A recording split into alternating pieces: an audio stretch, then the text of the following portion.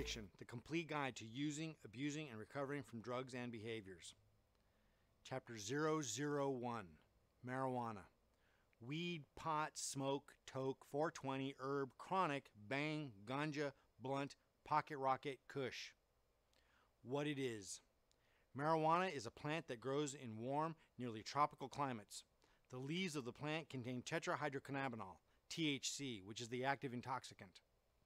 Once the leaves are dried, they can be smoked like tobacco. Newer technology is used to extract THC from the leaves, which allows it to be used in drinks, in foods, such as cookies and ice cream, and even in pastes. And even in paste that can be applied topically, like a lotion. Cannabis is a hardy plant. It grows best in rainforest climates, which is why the best pot is usually grown in Northern California, parts of South America, and the tropics like Hawaii. Once a first crop is grown, it is easy to propagate further generations of crops, as the parent plants are highly fertile and enrich the soil with the needed nutrients for offspring. Growing marijuana is an amazing horticultural endeavor that requires skill, science, and passion. Cultivating it is often an art, similar to growing wine grapes. Marijuana is currently a federally controlled and illegal substance in the United States and most countries. Currently, 4 countries have legalized marijuana, including 4 states in the U.S., and 20 states have quasi-legal status for pot, meaning it is medicinally legal with highly specific regulations. It is very likely that recreational legalization will eventually become a national standard, with various amendments and parameters in each state. Many countries have decriminalized marijuana, meaning the penalties for possession or use are usually citations or fines. There is historical evidence that regulated legality works. Alcohol was legal in the United States from the country's inception, despite the fact that this country was first settled by Puritans. By 1920, prohibition of alcohol was enacted in 17 countries, making the sale, possession, and consumption of alcohol illegal. Prohibition ended in the United States in 1933. During the 13 years of its prohibition in the U.S., organized crime families, the mob, became powerful and rich by exploiting and capitalizing on the illegal status of alcohol. This helped them to become the ultra-powerful organized crime syndicates they are today. Today, we call organized drug merchants cartels. Yesterday, we called them the mob. Several countries in the world still have prohibition. The main reason for the repeal of the prohibition laws in the United States and abroad was the uncontrollable amount of violence and crime perpetuated by illegal alcohol sales.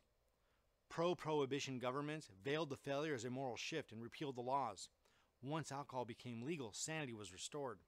Today, alcohol has a quasi-legal status. There are regulations on places and times it can be sold, age requirements on those who wish to purchase it, and licenses required to sell and distribute it. We are experiencing a similar legal shift with cannabis. How it's done. Usually, marijuana is smoked, but it can also be ingested. Vaporizing is becoming more popular because it is safer on the body. How it works.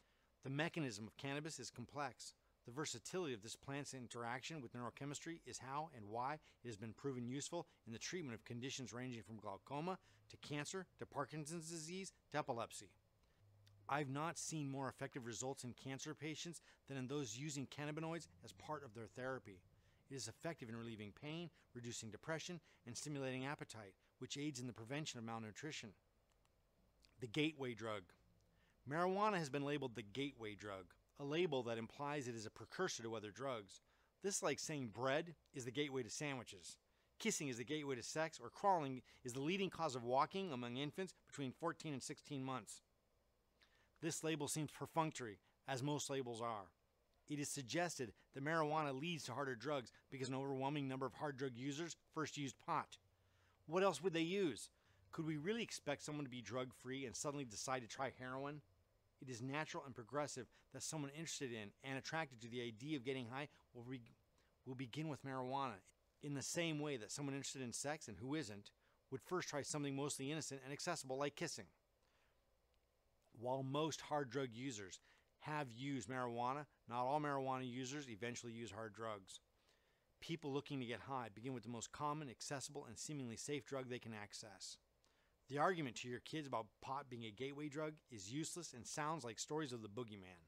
Ultimately, it makes parents look stupid and uninformed, and this is something a parent cannot risk when trying to discourage drug use. Pot may be our first drug challenge as parents, but alcohol comes first for most kids. Whether it's sipped at their parents' parties or at a friend's house, I would venture to say that alcohol is at least as prevalent as pot in any hard drug user's past. I'll tell you what's a gateway to drugs: boredom. When kids are bored, they will experiment with things like pot or alcohol. Good luck convincing them not to. For example, a woman came up to me after a speech I gave and asked me to advise her on how to speak to her 9-year-old about drugs. Tell the whole truth, I advised. You mean tell them how dangerous and awful it is? Yes, but don't forget to add in the rest of the truth. That drugs feel great, sometimes make you feel confident or happy, and are popular and hard to resist. Oh my goodness, won't that encourage him to use drugs? You cannot risk being dishonest about drugs. If you lie or tell half-truths, eventually your kids will know you lied. And when they do, they will wonder what else you're full of crap about. They will distrust you, and worse, they'll think you do not trust them. You lied to them, so why should they be honest with you? No one likes a hypocrite, especially adolescents. Do not risk giving your kids mixed messages. They are not stupid, so don't treat them as if they are. Lies will come back to haunt you. Everyone, no matter how limited his or her capacity, deserves the truth. The truth shall set us free. But remember, I told this woman to tell the whole truth. Yes, pot feels good and gets you high and makes you happy. It also slows down your motor skills and your thinking and makes you lazy and lethargic. It's expensive, illegal, and unhealthy in more ways than you can count. Give them all the information, the whole truth. This way, they can make an informed decision about whether they're going to try it or not someday. If they still want to do it after hearing all that and having caring parents who respect them and care for them and their welfare, nothing you would have said, no lie you could have told was going to stop them. At least they will respect you for being honest, and you won't lose trust or credibility. You better work hard to keep both because you're going to need them. If they sense that you're lying to them about pot, they will eventually assume you're lying about other things as well, including other drugs. Build trust through honesty, no exceptions. The only way to be certain your kids won't sample pot is to move into a high-security rehab facility in Amish country. It is baffling to me when I see parents who live in a normal, modern community like mine who are shocked when their kids are beginning to smoke pot. I never raised them this way. They didn't learn that from me. I can't believe this after all I've done for them. Stop it. Pot, like alcohol, is part of our culture now. You better get used to it. Kids do not see it as evil or wrong or as a gateway to heroin. They see it as common, normal, fun, and cool. And most of all, they see it as less harmful than alcohol. And I am inclined to agree with them. Once your kid has smoked pot, it is a bell you can't unring. You can beg or plead and threaten kids with a miserable life if they don't stop, but all you're going to get for your trouble is a defiant teen who will become more and more of a slacker as you strip your child of everything he or she could have had if only he or she had played by your rules. So what do? Encourage them? Leave it alone and say nothing? Acting indifferent while we agonize over their self-destruction? Join them? Set their rooms on fire or beat them? No, no, no, and no. We do what parents, good ones anyway, are best at. Set boundaries and teach life lessons. Don't ask, don't tell. Like it or not, you're going to have to adjust that loudly rung bell of your teens discovering pot. In the beginning, you should give them consequences and punish them, especially those under the age of 17. You can ground them and take away games, cell phones, computers, and the like, but not all at once. If you deprive a kid of everything entertaining and all social contact, he or she will probably have a seizure. This seizure will not look like a normal seizure. It will look a lot like a kid sneaking out of his or her bedroom window to be with friends. It will look a lot like someone lying to your face about sneaking onto Facebook when you were in the kitchen making dinner. Therefore, when you ground your child, you should allow limited contact with the outside world. This makes you less tyrannical and allows your teen to breathe.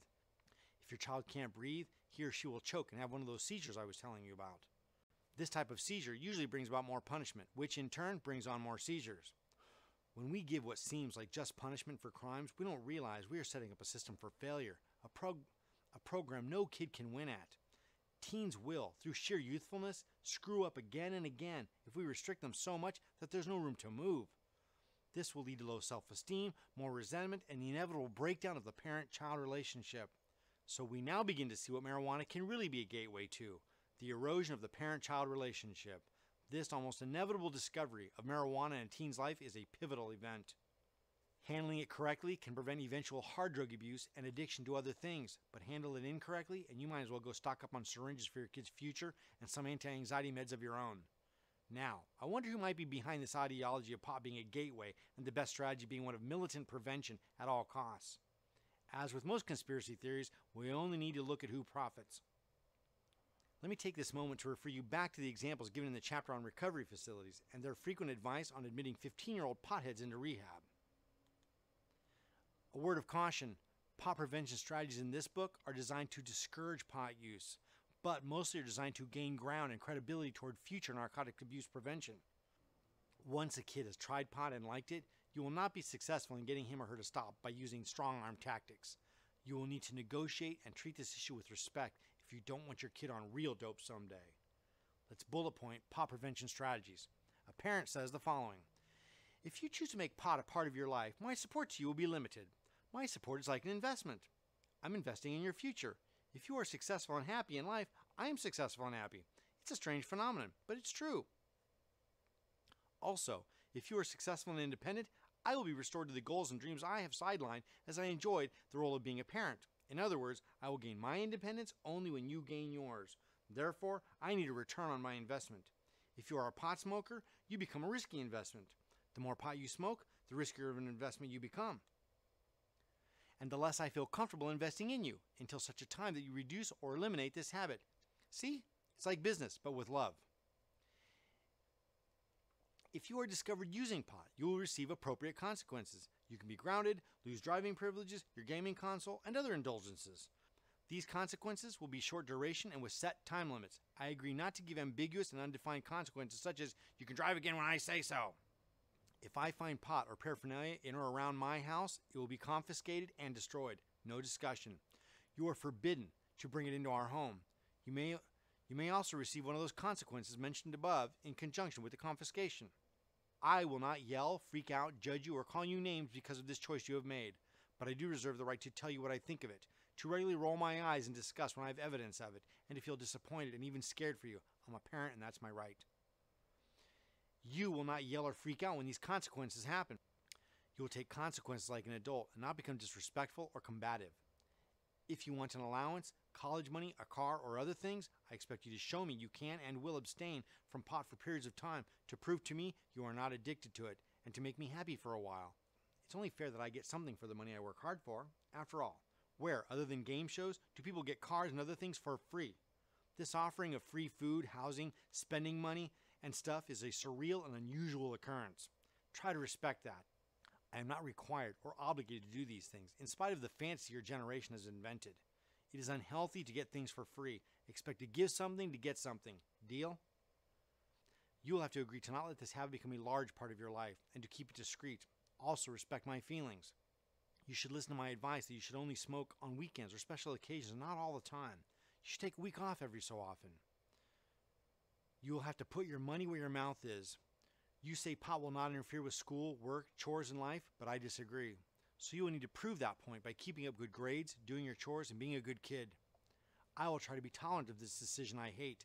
I will try to respect that even though you are young and don't know as much as you like to think you do, you are becoming an adult, and I encourage you to make your own decisions, no matter how dumb they are.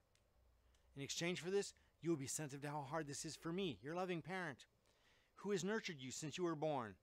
Show and reassure me that it is all going to be all right and that you will never, ever allow it to ruin your life. I will know this is complete garbage, but I will keep my mouth shut about it. In spite of this contractual agreement, I can tell you with certainty that your teen will screw this up. You will too. Each of you will break every rule just set, even though you will try hard not to.